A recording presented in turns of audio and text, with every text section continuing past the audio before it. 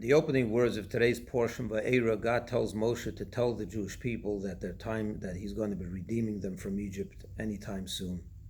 And he says the words, and I quote, I am God, and I shall take you out from under the burdens of Egypt.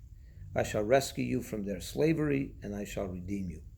The word that the Torah uses in Hebrew for burdens of Egypt is sivlot Mitzrayim. Sivlot means burdens, but it also has a different meaning. If you speak Hebrew, you know savlanut means patience. It means tolerance.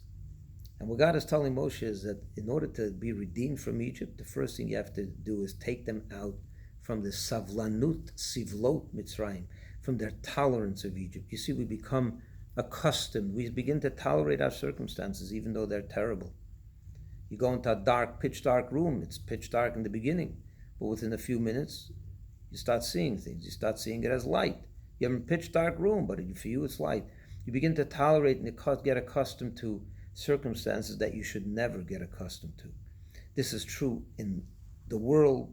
This is true in our own lives. This is true in our family lives, in our students' lives, in our communities' lives. It's true everywhere. How much do we tolerate in others or in ourselves? Now, tolerance today in America is one of the most important ideals. You have to have tolerance. But I want to suggest that too much tolerance is also a very, very bad thing.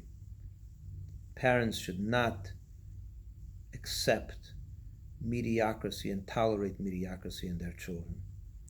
Teachers should not accept a student that can do better in the name of tolerance to expect less. Community rabbis and leaders from their community members. Synagogues in the last 100 years have lowered the bar, all in the name of tolerance. So is that tolerance a good thing? My friends, that's what the Torah is telling us. Sometimes tolerance can become Egypt itself. And that's the first step to redemption, is to take away the Jew out of his acceptance and tolerance of the experience of Egypt. Egypt could be back-breaking labor. It can also be psychological. It can be spiritual. It can be in every way you can be in Egypt. Take yourself out of this tolerance of your own Egypt. Then we can take you out of Egypt itself. But if you're under the burdens, under the tolerance of Egypt, that you tolerate that circumstance, you can never be redeemed. My friends, Shabbat Shalom. Don't settle for mediocrity.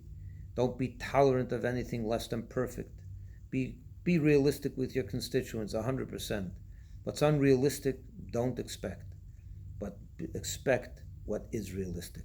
Don't under-expect in the name of tolerance. That tolerance equals Egypt itself. Shabbat Shalom, and have a wonderful week.